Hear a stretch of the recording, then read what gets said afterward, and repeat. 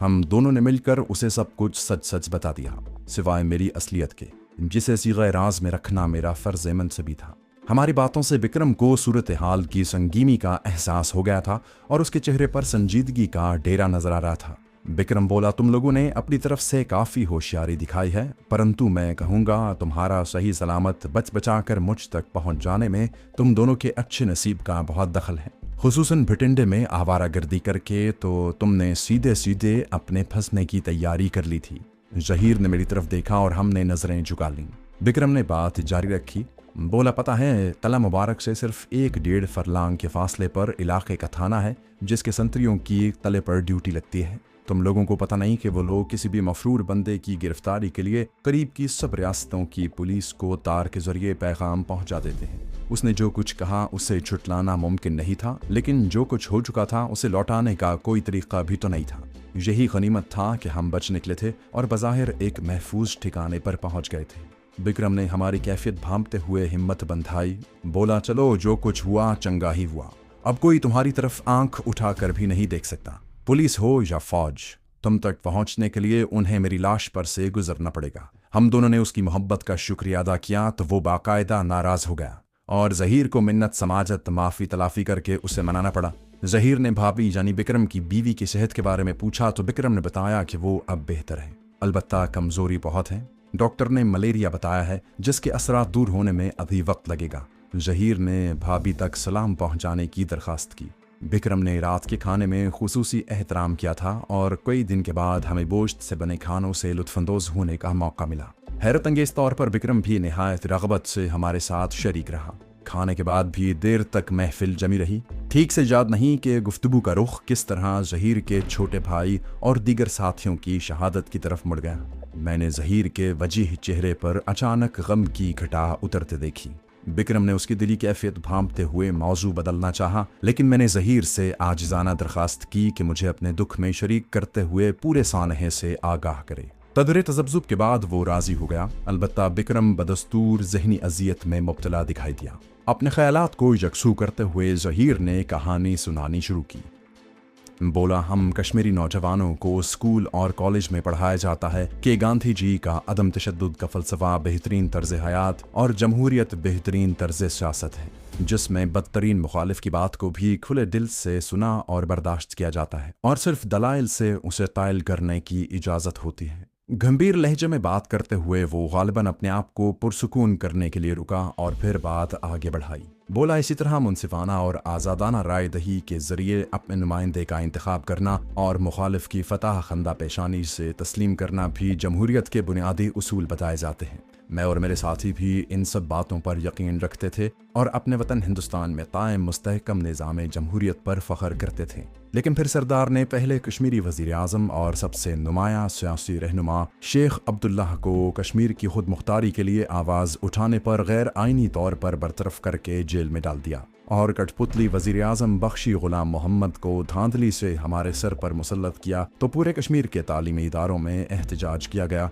लेकिन इस जमहूरी हक को तस्लीम करने की बजाय दिल्ली सरकार ने एहतजाज को ताकत से दबाने की कोशिश की। जहीर के तासुरात से उसके दिल की हालत साफ जाहिर हो रही थी। वो बोला, मैं अपने कॉलेज का सरकर्दा स्टूडेंट लीडर था और कई झड़पों में मेरे मरकजी किरदार की वजह से पुलिस मुझसे बहुत खार खाती थी। हमने एक रोज मुजाहरे की कॉल दी तो फौजी दस्तों ने पुलिस के साथ मिलकर रात को मेरे साथियों और मेरे घर पर रेड की।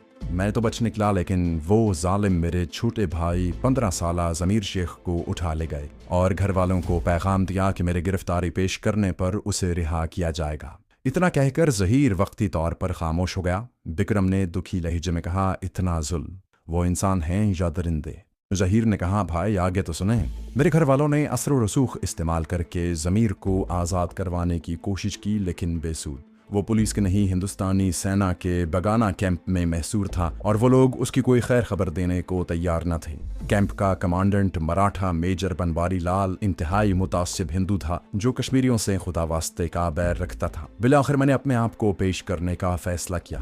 मुझे उसके चेहरे पर अजियत के आसार गहरे महसूस हुए। जहीर बोला, लेकिन उससे पहले ही एक फौजी जीप में वो लोग ज़मीर की तशद्दुद ज़दा लाश बाजार के मरकजी चौक में फेंक गए। साथ ही बनवारी लाल की तरफ से मकामी लोगों को मुतनब्बे किया गया कि दिल्ली सरकार के खिलाफ सर उठाने का सोचने वाले हर बागी का यही अंजाम होगा। कतरे तवक्कुफ के बाद ज़हीर ने बात आगे बढ़ाई।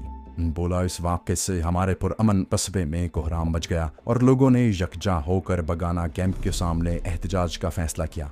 लेकिन बनवारी लाल ने उन दर्जनों पुरअमन अफराद पर बगैर वार्निंग के फायरिंग करवा दी, जिसके नतीजे में 5 अफराद मौके पर ही शहीद हो गए, जिनमें मेरे 2 दोस्त भी शामिल थे। 8 लोग जख्मी भी हुए। उसके खामोश होने पर बिक्रम ने पूछा, तो उसके बाद तुमने मुसल्ला जिद्दोजहद का रास्ता अपनाया? ज़हीर ने गंभीर लहजे में कहा, हाँ। इस वाक़े के बाद मुझे यकीन हो गया कि हिंदुस्तानी सरकार कश्मीर में जमहूरियत का सिर्फ ढोंग कर रही है। दरअसल हमारी हैसियत उनके लिए ग़ुलामों से बढ़कर कुछ नहीं। फिर नेहरू सरकार रफ्ता रफ्ता कश्मीरियों को अपनी मुस्तकबिल के फैसले का हक देने के वादे से भी मुकर गई, हत्ता कि जम्मू और कश्मीर रियासत को इंतज़ामी खुद मुख्तारी देने की यकीन दहानी भी गदरबूद हो गई। मैंने पूछा, फिर तुमने अपने साथियों को मुसल्ला जिद्दोजहद के लिए इकट्ठा करने का सोचा? ज़हीर ने मेरी बात की तरदीद की। बोला, नहीं, आगाज़ तो मेरी ज़ाती जंग के तौर पर हुआ था। ज़मीर मुझे खुद से बढ़कर प्यारा था। मैं उस बेगुनाह की जान लेने वाले दरिंदे को कैसे माफ़ कर देता? मैं उसकी घात में लगा रहा। ज़हीर के चेहरे पर अब सफ़ाक मुस्कुराहट थी।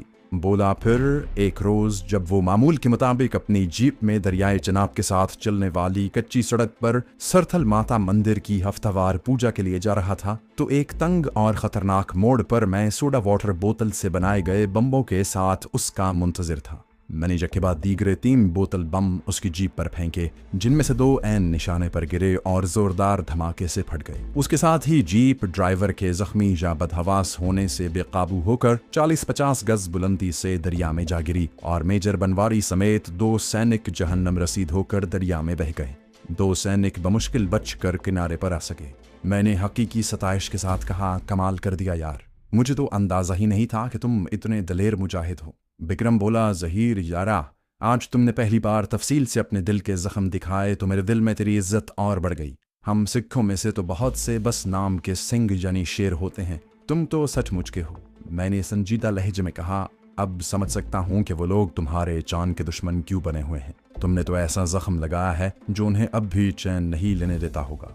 वो बोला, मैंने अपने रूपोश साथियों को यकजा करके बाद में 2-2.5 साल तक वक्फे से बहुत सी ऐसी कार्रवाइयाँ करके सेना और पुलिस को कई बार जानी और माली नुकसान पहुँचाया। ज़हीर ने पदरे मसरूर लहजे में कहा, हमारा तरीक़ाकार ये था कि गोरीला कार्रवाई करके कई हफ्तों के लिए पहाड़ों में जाकर छुप जाते। इस दौरान हम में से कोई एक किसी गाँव या अपने घरों से खुश्क राशन ले आता। इस दौरान हम मुख्तलिफ कार्रवाइयों में पुलिस और सेना से 5 राइफलें और काफ़ी एमुनेशन भी लूट चुके थे। लेकिन फिर किसी बदबख्त ने हमारी मुखबरी शुरू कर दी।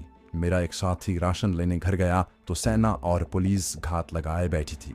मैंने कहा, ओ ये तो बहुत ख़तरनाक बात है, तुम्हारा वो साथी गिरफ्तार हो गया था?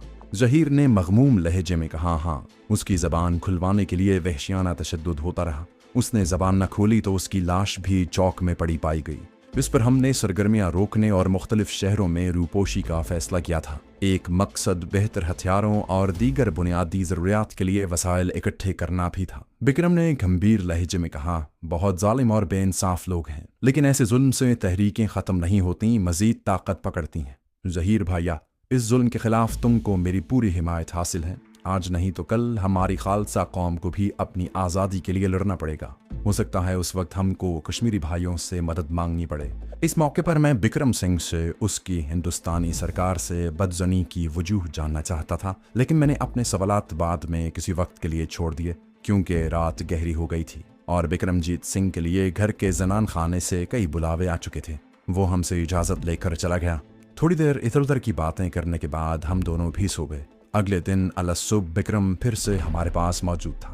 हमें नाश्ता करवाने के बाद वो अपनी सजी सजाई घोड़ा गाड़ी में बिठाकर अपनी मीलों तक फैली ज़रई अराजी की सैर करवाने ले गया। दोपहर का खाना हमने उसके मलकियती फलदार दरख्तों के वसी बाग में खाया, जिसके बाद एक बार फिर गपशप का सिलसिला शुरू हो गया। इसी दौरान बिक्रम ने हमें बताया, ओ यारो, मुझे 2-3 दिन के लिए भटिंडा जाना पड़ेगा। दोनों जवान मेरी वापसी तक जैसे चाहो घूमो फिरो मौज करो। हवेली में मेरी मोटरसाइकिल खड़ी है जिसकी टैंकी हमेशा फुल रहती है। उसे लेकर आसपास के देहातों में निकल जाओ, जहाँ कोई खतरे या फिक्र वाली बात नहीं है। जहाँ ज़रूरत पड़े मेरा नाम ले देना। ज़हीर ने उसे तसल्ली दी। बोला, फिक्र कैसी बिक्रम भाई, तुम जाओ और अपने काम निपटाओ, हम दोनों यार है ना, एक दूसरे का दिल बहलाने के लिए।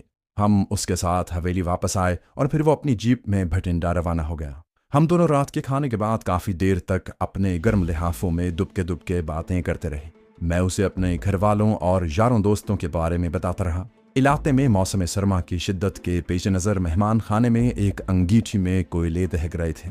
आरामदेह गरमाइश में ज़हीर की आंखें बोझल हो रही थीं। उसने कहा, यार बाकी बातें कल सुबह, और दीवार की तरफ करवट लेकर लेट गया।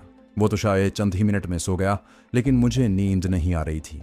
घर वालों के जिक्र ने उनकी याद ताज़ा कर दी और मेरा दिल कुछ उदास सा हो रहा था। मैंने नींद लाने का अपना आजमूदा फार्मूला काम में लाने के लिए किसी किताब या रिसाले की तलाश में इधर उधर नजरें दौड़ाईं तो सामने दीवार में नस्ब 2 अलमारियों पर निगाहें टिक गईं।